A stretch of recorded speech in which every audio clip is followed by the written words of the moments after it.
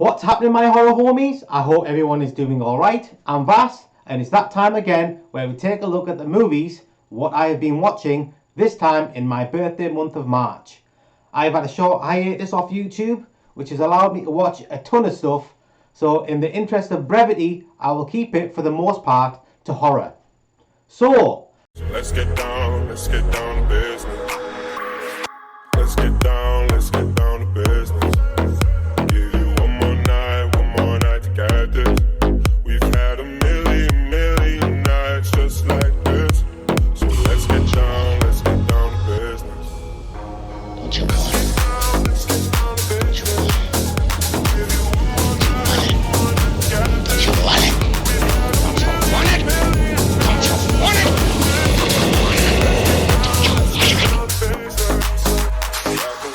Back and forth with the bullshit.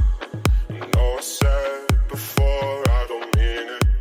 It's been a while since I had your attention. So it might hurt to hear. So I wanted to show you this one thing before we get started, and just to tell you, I don't have a man cave in my house. I don't even have a room for myself. All I really do have is a few shelves with my movies on, and that's really it. So there's nowhere for me to put posters or anything like that. I saw these things on this Chinese website, AliExpress, and they're these little metal poster signs. So I ordered a few, and let me just show you them. This is the first one. So they're made out of metal, and they have holes on all the corners. So I guess you can hang them. That was the first one I got. I thought they were just the right size, not too big, not too small. And the second one is Jaws 2. I really like this poster. I always have. Isn't that a great poster? That's awesome. That. It's so cool. So atmospheric. I think was that Japanese? I think that's the Japanese poster for Jaws 2. A bit of glare, sorry about that. The next one is The Shining. This one came a bit bent, which I'm not very happy about. So they only cost about £3.50, £4. That's like $5-6. I thought 'cause the metal, I thought they'd last as well, better than posters. But to be honest, I'm not too happy with the way they've come out, because the detailing is not very sharp. Put it a bit closer. I don't know why they all seem to have these bits on here like this. I don't even know what that is. But it's on this last one as well. So the last one I ordered was Jason Lives, of course, because it's Jason Lives, and I love Friday the 13th Part 6. So I ordered that one, but what came was not Jason 6, it was Child's Play 2. Don't know how they managed to get that confused, but that's the one that came. So I mean, it's fine. I can't send it back to China, or what can I do? So I got those first four, and then I thought, I give it up. And to be honest, they've been sat on top of a shelf. I haven't even put them out yet. I'm not even sure if I will. But if I bring that a bit closer, you can see that one there also has a strange light effect on that side. You see, it's a bit lighter on that side. So I'm not really sure. Oh, and there's a bit at the bottom there. Oh, my hand's in the way. Right there as well. I have no idea what that is. I saw them in the pictures on the website, and I thought it was just the pictures. I didn't think they would actually come out like that, but that's exactly how they are. So anyway, they're fine. They're okay. Just thought I'd show them. I'll put them back away for forever. Right. So we have about 10 movies to cover, so I'll try and be swift. And a lot of them I watched on our favourite streaming service, not Roku channel. And the first one, actually the good news is the Roku channel have added a bunch of movies to their library. So the catalogue is still not comparable with the US one, which is the one I'm on now on a VPN. Because like I said last time, you cannot get Roku channel on a PC on Windows. You can only get it in America. So I've had to use a VPN just so I can show you these movies. So let's have a look at the first one. The first one was The Cellar, which I haven't seen, but I did remember this here, the VHS cover in the video shops. So I was very interested to watch this because I do remember this cover. So what's it about? So yeah, this family moves into this this house in the desert, and that land there is cursed, and only the Native Americans know about it. That there's this monster living under the ground, and it somehow tunnels into the cellar of the house, and this little boy discovers it, and nobody will believe him.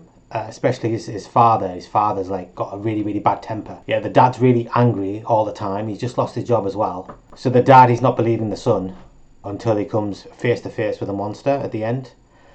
So it's directed by Kevin Tenney, who made Witchboard and Night of the Demons. And I don't mind him. I think he's got, in his movies, he usually has a little bit of flair in his movies. There's normally something interesting in there.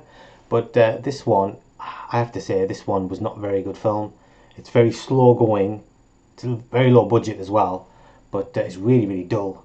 And the last like half an hour sort of picks up, but most of the time you don't even see the monster. But as you see the monster in here, it's not a very good monster. See, there it is there. It's pretty goofy looking. But things do pick up when the monster arrives near the end. So yeah, that is 1989's The Cellar.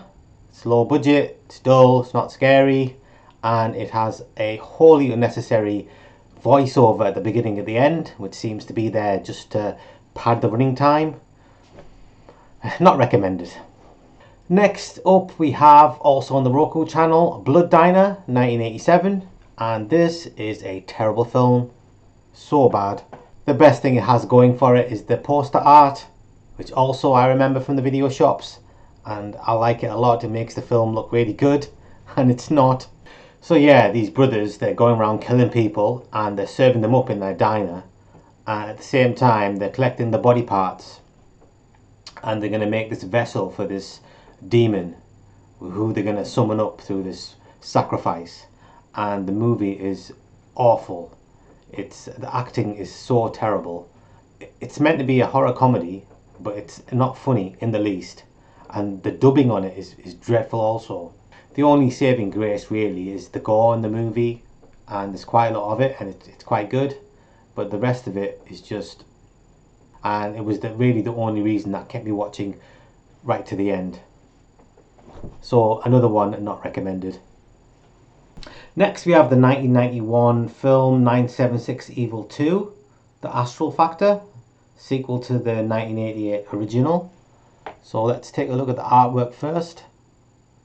This is the box art for the VHS, and I wasn't really aware of the movie back when it was out on VHS. I knew it existed, but I guess in the UK it was called The Return. But what I have noticed since I've seen the movie now is that this appears to be Stephen Jeffries from the first movie, and he's not in the second movie at all, and they've made the artwork just a big picture of him. It's a nice looking cover, but it's pretty misleading, as is the line, "Rarely has a sequel so perfectly captured the stark terror of the original hit film." Nope, that's not true. That lie, a big lie. Let's have a look at some more poster art. That is awful. Who the heck came up with that? Right, this is the DVD cover, but again, they've done it again. In the background is Stephen Jeffries, who's not in the second movie. What are you doing? Cheeky bastards. So this cover at least shows the baddie from the actual film. It was directed by the one and only Jim Wanowski, who appears to have only made one decent movie out of the 104 movies he's made, and I think that was right at the beginning. There you go, second movie, Chopping Mall. I mean, that's a decent movie. It's not a good movie, but it's a fun watch, and that one's a great poster art as well. I like that. Oh, I like that even more. That's so good. But the director, what is all this? The Bear Wench Project. The Breastfed Wives, House on Hooter Hill, The Devil Wears Nada, The Hills Have Thighs. At least the names are imaginative. Anyway, enough of this guy. Right, so I guess we should say a few words about 976 Evil 2, which is not a very good film. So I was put onto this film because I was looking through Roku channel and I saw what said the Astral Factor. I clicked on it and there was a poster for 976 Evil 2, subtitled The Astral Factor. So I clicked on it and guess what? That's not the movie. The movie is actually some like mid-70s movie called The Astral Factor. And I tell you what, the picture quality was pretty terrible as well. Lo and behold, the movie's on YouTube. I don't think I've seen the original 976 Evil since probably the early 90s. But the second one, like I said, it's my first viewing of this movie. So the plot of the movie is that there's this college dean. He's got supernatural powers that he's gained from calling 976 evil. So he's going around killing people and he gets caught and he gets put in a jail cell, and somehow he begins astral projecting himself out of the jail and continues killing people while he's inside the jail. Okay, some random thoughts on the movie. The first thing that rung a bell with me was this music here when the movie titles start. See if you recognize this music, because it's really familiar to me. I can't figure out where I've heard it.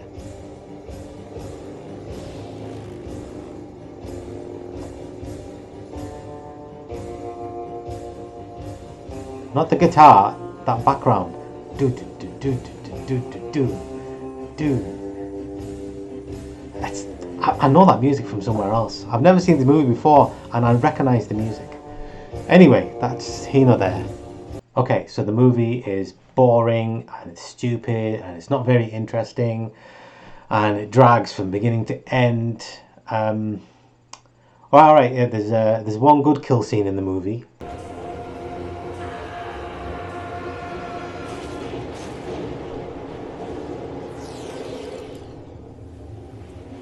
Alright, you get some points for that, yes.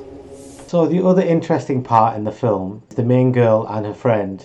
They're watching TV and they can't decide what to watch. One wants to watch It's a Wonderful Life, the other one wants to watch Night of the Living Dead.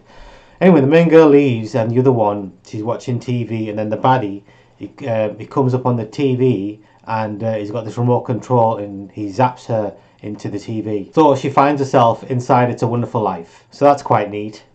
And then all of a sudden, everyone in the room turns around and they're zombies from Night of the Living Dead.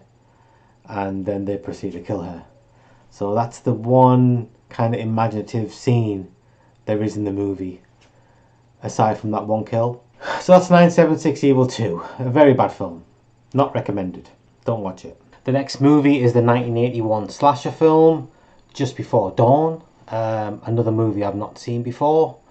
And it's about a group of teenagers, old looking teenagers, who go camping in the mountains and they come across some hillbilly inbred mutated twins who start killing everybody. And it's a good film. I enjoyed this one. Everyone must know I'm not the hugest fan of slasher films, but all the character stuff at the beginning, I think it was really well done. I don't know, maybe the next time I watch it I might find it, too slow, because now I know what's happening. But the way they've made it, the way the movie progresses along, I think they have a lot of fleshed out interesting characters. And we also have the great George Kennedy, so that's a nice bonus as well. But let's take a quick look at the poster art. I've never seen this one before I found the movie. Really, really nice movie art. And there's another one, and this one here is also very good. Really strong posters. I like the yellow background. I'd say the movie matches quite well with the poster art, and you can't know what you're in for. I'm not sure how it is on anybody else's copy, but on the print that I watched, the quality of the film seems really degraded. I'll just show you a little clip. So you see this green line down here? That becomes really annoying in the film.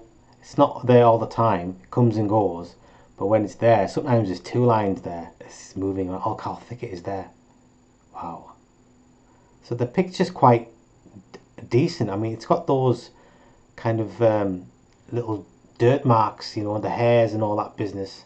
But I mean, the picture itself is all right. It's just, I think it's somebody hasn't preserved the print very well. Oh, look, there you go. There's 2 there. Oh my goodness. Even this. Oh, look at these. Look at that. There's one there and there's one there. So that's a shame. To be honest, it does. Look, there's a double line there. Add a little bit of character to it, but it is also super distracting. Anyway, I just thought that was worth mentioning if you happen to find a copy. But yeah, it's a good film. I do recommend this one. And I don't like slashers, but this one was interesting. It was well made and it was well acted. I didn't lose interest at all through the whole movie. And I liked the ending as well. The final girl, she rocked. So that was Just Before Dawn.